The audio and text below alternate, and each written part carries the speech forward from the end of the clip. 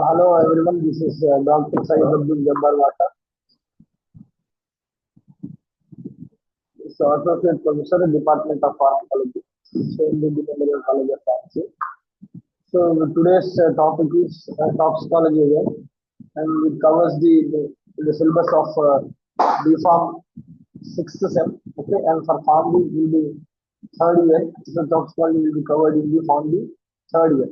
So in the last class we have seen that up to the carcinogens, that means toxicology types and carcinogens we have seen, and then continue for that one. So we are going with the teratogenicity ones. So I'm sharing my screen now. Okay.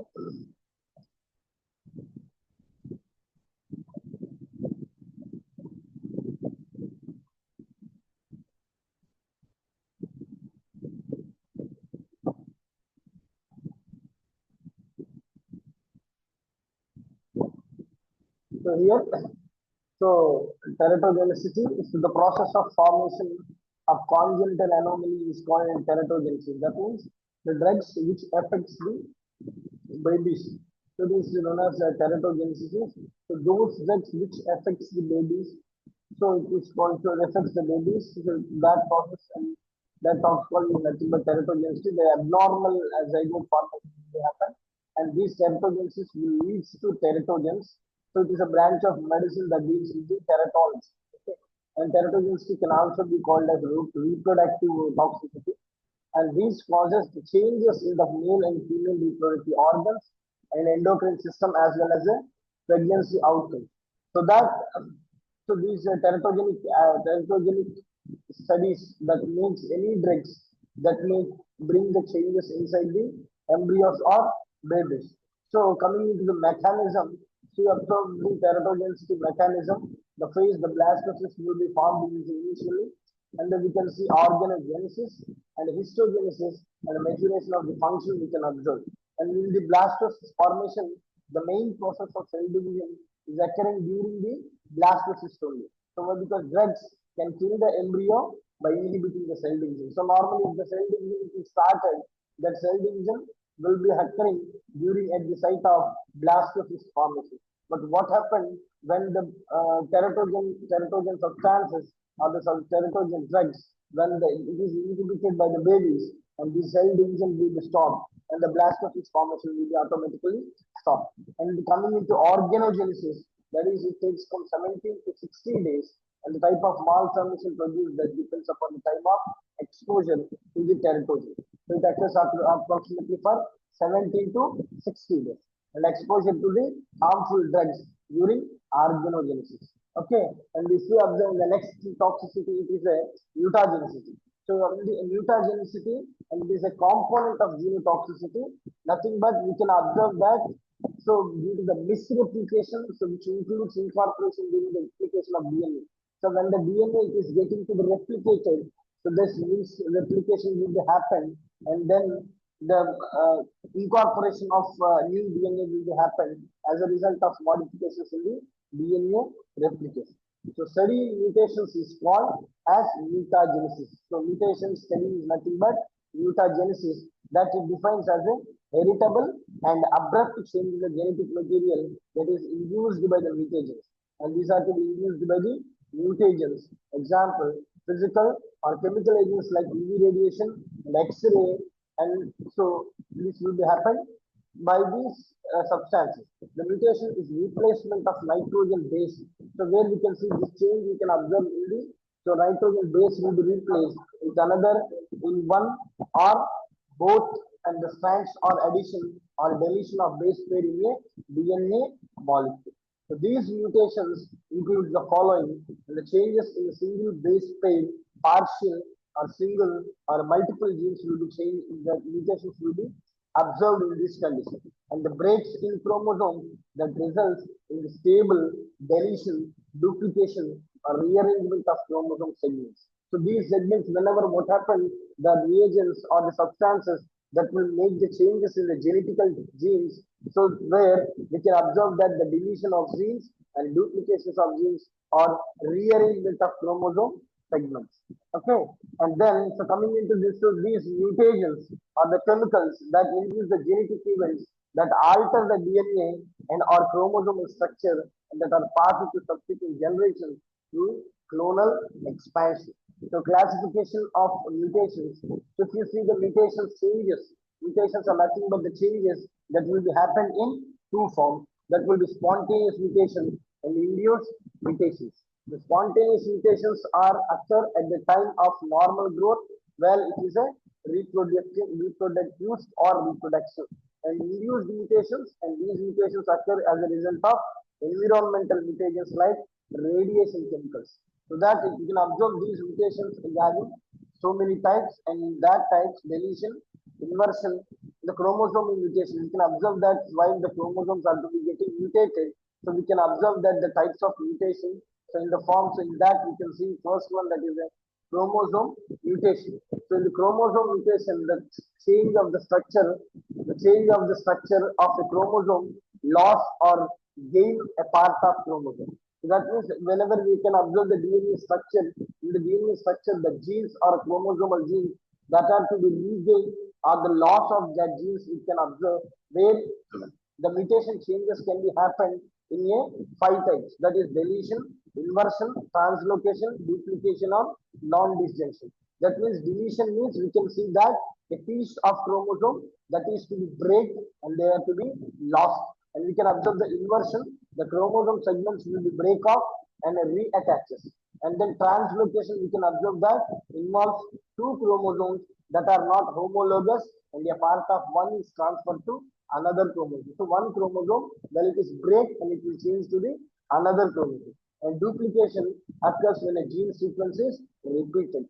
And non-disjunction we can observe, and the chromosomes will be failing to separate. That means there will be no replication and the no changes we can observe during the meiosis condition. So during the meiosis, what we can see the duplication of DNA, but whenever the mutation has been happened, and this DNA will not be mutated or it not be separated. And then point mutation, when it comes to the point mutation, here we can observe a single nucleotide will be changed in condition of sickle cell diseases, where we can see one nucleotide will be substituted. And then frame shift. In this frame shift, we can observe insertion or deletion one or more nucleotides. Say the nucleotides will be deleted or to be added, and these changes to be reading made the frame-like change sentences. And we can observe, so if we see that the mechanism of mutation, we can observe the where mutagenesis can take place endogenously. That means through error in the replication and repair, the spontaneous hydrolysis or the normal cellular process that can be produced reactive oxygen species and DNA adducts. And then if we observe the second step in the mutagenesis mechanism, we can observe that environmental mutagenesis. That means mutagenesis can occur also by the result of presence of environmental mutagens that to be seen in changes in DNA directly or indirectly we can observe. And after the replication of chromosomal partition, the mechanism and other cellular process. The third step in the mutagenesis is self-induced mutagenesis. So mutagenesis may also be self-induced by the unicellular organisms when environmental conditions are very restrictive and instant in presence of toxic substances or in yeast. So that the final step in that one is enzymatic mutations, where we can see the importance of group of enzymes in generation of mutagen metabolites that include cytochrome P450, very major enzyme that we can see the observation in the metabolism reactions inside the liver, where thousands of families of chromosome P450 is present. So various mutagens causing mutations. In that one, we can observe the different mutagens that include acridin orange. So this acridin orange will work by deleting or inserting one or more bases into the DNA molecule, shifting the frame of triplet code from an amino acid. That means the amino acid, it will be shifted from the time frame and the gene's code will be changed, where we can observe the deletion and insertion mutations causing frame shift mutations can change the long string of amino acid. And then nitrogen mustard, so it works by binding to a base and cause it to make a different amino acid. And these mutations cause point mutations. The changes make the point changes, then they change the genetic code at one point, then they be changing a protein amino acid sequences. And here we can observe the cosmic rays from space are natural but act as a mutagens. And so by these and all things, so all these genotoxicities or mutagenicity or teratogenicity and toxicology process and these and all the things which makes the drugs into poisons. And let's see, so there are some general principles of poisoning for treatment for poisoning. So where we can observe where we are going to see the introduction, classification of poisons and specific anticodes, indication, mechanism of action. So you can see that a poison can be defined as any liquid or a gas or solid substances ingested through the oral, topical or inhalation route and has a potential to interfere with the life process of body organs of an organism. So where we can observe that the word poison has been derived from the Latin word potere, which means to drink. Okay, and the types of poison we can observe, and poisons can be divided into three broad groups, that is agriculture and industrial chemicals, drugs and healthcare products, and biological poison, plant and animal sources. When we can observe the classification of poisons, we can see that here we are having different types of categories of poisons like corrosives, which are strong acids and alkalis. For example, is sulfuric acid and nitric oxide and hydrochloric acid and caustic soda and caustic potash. And when it comes to the irritants, where we can see the non-metallic and metallic, the herbal and animal. When it comes to the neurotics, we can observe that the cerebral, while they cause the sleeping causing opium like narcotics, we can observe, and then intoxicants, anesthetics, and deliriums. And actually, acting on spinal cord directly, and will act on the cardiac also, and that too acting the peripheral.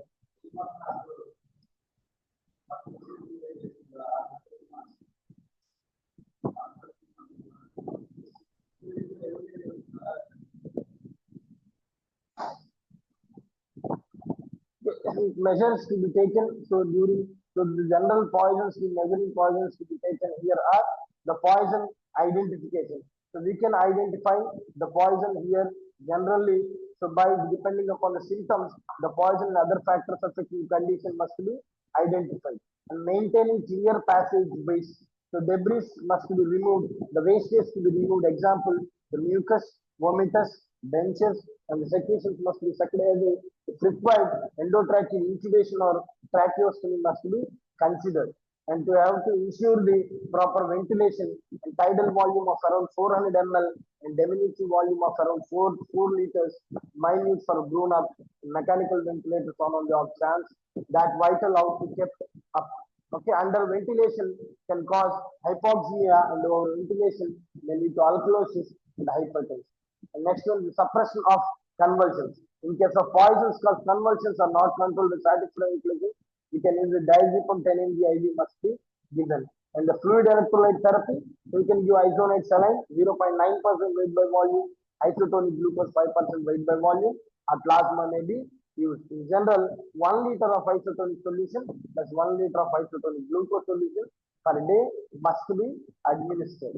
Okay, so how we can prevent from the absorption of the poison? First thing, we can use activated charcoal, that is carbamide and medipol, reduces the drug absorption better than the ipecacuanha syrup or gastric lavage, is easiest to administer and has fewest adverse effects. It contains very fine black powder prepared from the vegetable manner. For example, wood pulp, coconut shell, which is activated exposing to an oxidizing gas at high temperature to create a network to find 10 to 20 nanometers both. And these impart an enormous surface area in the to height. And then in the gastric lavage will be done by the removal of unabsorbed poison from the stomach by using the stomach contents to pass over 3 to 4 hours as a stomach wash and should be used. Hence, the gastric lavage should be done in opium poison separately and saline solution made to be dissolved in 1 teaspoonful of sodium chloride in tumbler of warm water. And alkaline wash made with 5% weight by volume of sodium bicarbonate solution and sodium thiosulfate and dimercaprol solution in toxic metabolic poison. And you see the emetics, here the 15 grams of sodium chloride is dissolved in glass of water and given to the make the patient vomit. When the dose is repeated till the vomit is clear, if this fails, 2 teaspoons of mustard powder dissolved in a glass of water is given for the emetics. And if this also fails, we can give 1 to 2 grams of ipecacuanha powder is given. Finally, apomorphine hydrochloride injection is given to stimulate vomiting, and this injection is not given in morphine poison. We can observe that here. We should not give the apomorphine hydrochloride poison injection in morphine poison, right? And then when get to the cathartics, we can use the cathartics to clean whole bowel irrigation to remove the sustained release formulations like theophylline, iron, or aspirin. And here we can use activated charcoal is repeated 10 grams doses is generally preferred. And specific antidotes which should be given in the case of any specific type of poisoning. For example, paracetamol poisoning should be treated with N-acetylcysteine as an antidote. And then we can observe anticonvulsants in convulsion and analytics in narcotic poisoning may be employed. That is a non-specific pharmacological antidote. Analeptics, respiratory stimulants, nothing but have no place if a mechanical respiratory facility is available.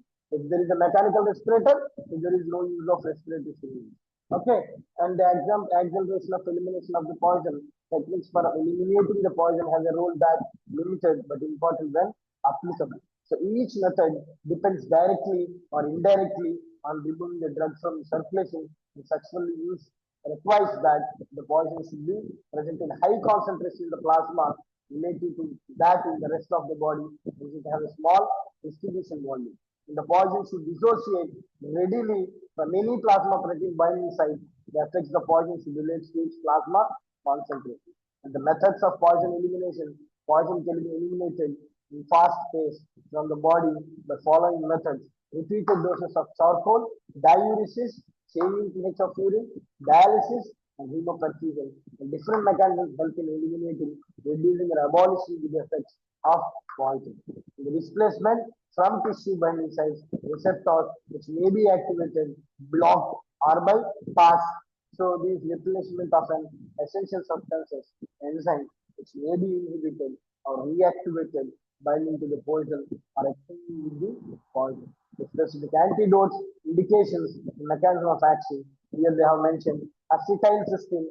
They are used as the antidote for the paracetamol, chloroform, carbon tetrachloride, where we can observe that replenish is depleted. And atropine, we can see the atropine by using for cholinesterase inhibitors poisoning. Okay, and then we can observe in beta blocker poisoning also atropine. And we can use the benzotropics for drug-induced movement disorder. We can use calcium gluconate for the hydrochloric acid fluorides, where we can bind to the precipitate chloride ion. And defroxamine, we can use antidote for iron, where we can it can forms the chelate ferrous ion. And dicobalt indicate, so cyanide and derivatives, example, acrylonitrile. And desoxin specific antibody fragments, we can use this as an antidote for digitalis glycosides. And dimercaprone, where we can observe this poison. So this antidote, it is used for the poisoning of arsenic, copper, gold, lead in organics. That means heavy metals poisoning. We can use dimercaprone as a antidote. Okay, and we can use the phentolamine for hypertension with the adenoid receptor agonists like monoamine, L, clonidine, and ergotamines. And we can use phytomenadione for coumarin or anticoagulants majorly. Okay, and we can use pralidaxin for the organophosphorus, propranolol for beta adenoagonist, rotaxin for heparin, rusin blue for thallium, sodium calcium for lead, unitiol for lead element organic mercury, ethanol for ethylene glycol, flumazine for benzodiazepines, folic acid for folic acid antagonist, glucagon for beta adrenaline receptor antagonism, isoprene for beta adrenaline receptor antagonism, methionine for paracetamol, naloxone for opioid, neostigmine antimuscarinic drugs. So these are some antidotes that are to be used clinically. We can see here in the general treatment of poisoning we can observe. Okay.